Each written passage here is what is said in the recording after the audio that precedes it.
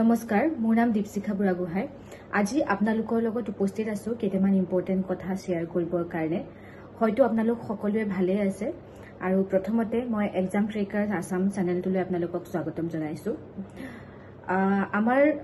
exam trekker Assam YouTube চেনেলৰ যিখিনি videos সমূহ আমাৰ চলি আছে আসাম স্পেচিফিক সেই সকলোখিনি ভিডিঅ' হয়তো আপোনালোকে চাইছে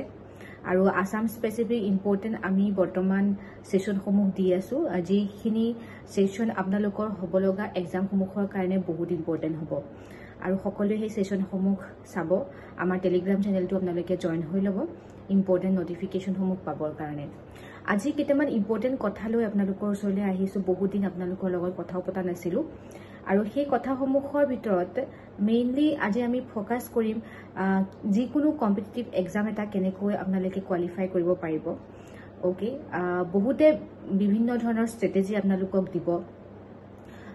টপাৰ্স বিলাকৰ ইন্টাৰভিউ আপোনালোকে হয়তো চাইছে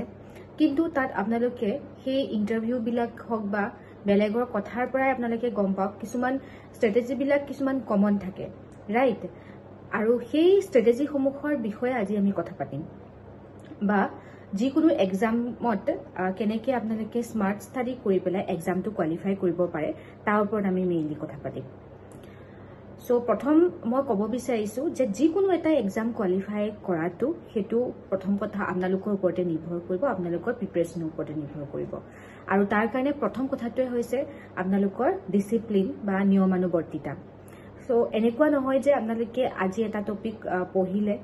আজি 7 ঘণ্টা 8 ঘণ্টা 10 ঘণ্টা যিমানেই হক পঢ়িলে তাৰ দুদিন তিনদিন আপোনালোকে সেই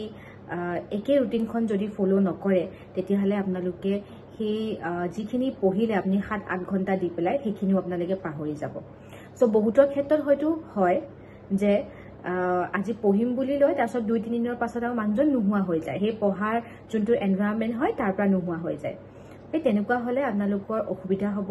সময় লাগিব এক্সামটো কোৱালিফাই কৰিবৰ কাৰণে প্ৰথম কথাটোৱে হৈছে আপোনালোকে এটা লং টাৰ্ম গোল এচিভ কৰিবৰ কাৰণে আপোনালোকে কিছুমান ডিসিশন ল'ব লাগিব কিছুমান এইম ৰাখিব লাগিব টাৰ্গেটস ৰাখিব লাগিব কিছুমান ডেডলাইনস ৰাখিব লাগিব আৰু যদি আপোনালোকে ধৰে যে মই 6 মাহৰ ভিতৰত এই এক্সামটো কোৱালিফাই কৰিম বা এই 6 মাহৰ ভিতৰত মই এডিআৰই কোৱালিফাই কৰিম মই 6 মাহৰ ভিতৰত এপিএসসি আন্ডাৰ সিডিপিও কোৱালিফাই কৰিম ৰিসাৰ্চ এসিস্টেন্ট কোৱালিফাই কৰিম তেনেকৈ এটা ডেডলাইন আপোনালোকে যদি ভাবি লয় তেতিয়াহলে সুবিধা হয় আপোনালোকৰ প্ৰিপাৰেচন কৰিবৰ কাৰণে মই মাজতে বুক সোৰ্সেস সমূহৰ বিষয়েও কম ঠিক আছে সো যেতিয়া আপুনি এটা ডেডলাইন ভাবি লব তেতিয়া আপোনালোকৰ প্ৰিপাৰেচনটো সেইমতে হ'ব এতিয়া আমাৰ অসমতে হক বা ইণ্ডিয়াতে হক বহুত সোৰ্সেস আছে পঢ়িবৰ কাৰণে কিন্তু আপোনাৰ নিজৰ লগত কোনখন কিতাপ আছে সেইখনে আপোনালোকৰ সবতকৈ ভাল সোৰ্স হয় কাৰণ আপুনি ইটো হিটো ওয়েবসাইট বা কোচিং ইনষ্টিটিউট ঘুৰি ফুৰি নিজৰ সময় নষ্ট কৰাতকৈ নিজে এখন স্ট্যান্ডাৰ্ড বুক কিনি যদি আপুনি পঢ়ে হেতু আপোনালোকৰ বেস্ট ষ্ট্ৰেটেজি হ'ব ফৰ এক্সাম্পল একদম সিম্পল কথাতে চাও পলিটি কাৰণে সকলোৱে লক্ষ্মীকান্তখন পঢ়ে আমি সকলোৱে জানো লক্ষ্মীকান্তখন পঢ়িলে আমাৰ হৈ যাব বুলি বা আৰু এখন কিতাপ আছে আৰিহন্তৰ জিকে বুলি সেইখনতো পলিটি সেকশন আছে হিষ্ট্ৰি সেকশন আছে ওকে আপোনালোকে এই দুখনৰ ভিতৰত যদি এখন কিতাপও ভালকে ফলো কৰে তেতিয়াহলে পলিটিৰ যিমানখিনি কোৱেশ্চন আহে আপোনালোকে গুটেখিনি আনসাৰ কৰিব পাৰিব সো আপোনালোকৰ নিজৰ লগত যোনখন কিতাপ আছে সেইখন ভালকে পঢ়ক আৰু যদি আপুনি বিচাৰিছে তাৰ লগত এমসিকিউ প্ৰেক্টিস কৰো তেতিয়াহলে আপোনালোকে তেতিয়া বেলেগ কোচিং বা বেলেগ কিতাপৰ সহায় ল'ব পাৰে বা মক টেষ্টৰ সহায় ল'ব পাৰে পলিটি এটা পাৰ্ট পঢ়িলে historical background for example Indian কনষ্টিটিউচনৰ তো হেতু পাৰ্ট পঢ়াৰ পাছত হেতুৰ ওপৰত এমসিকিউ ডিসকাস কৰাটো বহুত ইম্পৰ্টেন্ট মক টেষ্ট যেতিয়া আপোনালোকে প্ৰেক্টিস কৰিব কোনো এটা সোৰ্সকে আপোনালোকে ব্লাইণ্ডলি বিলিভ নকৰিব কাৰণ হ'ব পাৰে মানুহৰ ভুল হয় মক টেষ্টটো কিছুমান ভুল থাকিব পাৰে সো যিখিনি আপোনালোকে পঢ়িলে তাৰ লগত আপোনালোকে ক্ৰছ চেক কৰক ইয়েস অকনমান সময় লাগিব কিন্তু এটো আপোনালোকৰ লং লাস্টিং হ'ব কাৰণ এবাৰ আপোনালোকে যদি কোৱেশ্চনটো চেক কৰে ক্ৰছ চেক কৰে যৰ পৰা পঢ়িছে মক টেষ্টৰ আনসাৰটোৰ লগত হেতু আপোনালোকে লাইফ টাইম মনত থাকিব সো প্ৰথম কথাটোৱে হৈছে মই কি কলো যে ডিসিপ্লিন নিয়মানুবৰ্তিতা এখন ৰুটিন বনাই লওক সেকেন্ড কথাটোৱে হৈছে সোৰ্সেস যে নিজৰ লগত যোনটো সোৰ্স আছে হেতু পঢ়ক ওয়েবসাইট বিচাৰি কোচিংৰ নোটস বিচাৰি ঘুৰি নুফুৰিব নিজৰ যোনখন স্ট্যান্ডাৰ্ড বুক হয় সেইখন ফলো কৰক 3 নম্বৰ কথাটো কলো খুব বেছি আপোনালোকে মক টেষ্ট প্ৰেক্টিস কৰক সো এইখিনি আপোনালোকে কৰিলে আপোনালোকে নিজে মানুহজন বা মানুহজনী এসপায়াৰেন্ট সকল এটা সিজিলত আহিব আৰু সেই সিজিলত অহাৰ পাছত নিজৰ যোনটো জাৰ্নি হয় কম্পিটিটিভ এক্সামৰ সেইটো কেনেকৈ নিব লাগে আপোনালোকে নিজেই লাহে লাহে ধৰিব পাৰিব কেনেকৈ পঢ়িব লাগে সো এইখিনি আজি ক'লো স্মাৰ্ট ষ্টাডি কৰক প্ৰথমতে সৰু সৰু কিছুমান ডেডলাইন বনাই লওক যে 1 উইকৰ ভিতৰত মই পলিটি কমপ্লিট কৰিম নেক্সট উইকৰ ভিতৰত মই হিষ্ট্ৰী কমপ্লিট কৰিম নেক্সট উইকৰ ভিতৰত মই ইকনমি কমপ্লিট কৰিম এনেকৈ আপোনালোকে ষ্ট্ৰেটেজি কিছুমান বনাই লওক আৰু আপোনালোকে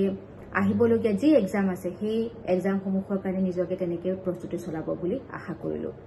কিবা যদি থাকে আপোনালোকে কমেন্ট সেকশনত মেনশন কৰিব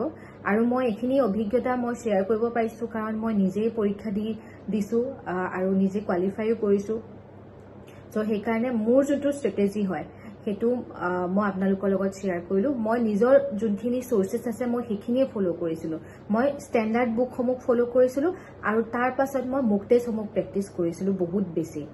দিনটোত যদি মই 50টা বা 60টা মক টেষ্ট প্ৰেক্টিছ নকৰো হেতু যদি ইনকমপ্লিট হৈ থাকে তেতিয়াহলে মই ৰাতি নুহু কেতিয়াবা মানে এটো কথা নহয় যে আপোনালোকে টোপনি ক্ষতি কৰক মই এটো ক'ব বিচাৰ নাই মানে সেই 50-60টা এমসিকিউ প্ৰেক্টিছ কৰাৰ পাছতহে আপুনি শুৱক ৰাতি সো এটো বহুত বেছি কামত দিব আৰু যদি কিবা থাকে আপোনালোকে কমেন্ট সেকশনত শেয়াৰ কৰিব মই নেক্সট ভিডিঅ'টোত আপোনালোকৰ সেই কমেন্টসমূহ পঢ়ি তাৰ ওপৰত কেনেকুৱা ধৰণৰ সেশনসমূহ বনাব লাগে মই বনাবৰ কাৰণে চেষ্টা কৰিম থ্যাংক ইউ আৰু এক্সাম ক্ৰেকাৰ্ছ আসাম চেনেলটো আপোনালোকে চাই থাকিব বিশেষকৈ আসাম স্পেসিফিক টপিকসমূহ কেতিয়া চলি আছে সেইখিনি আপোনালোকে চাব thank you everyone and God bless you and best wishes for your examination thank U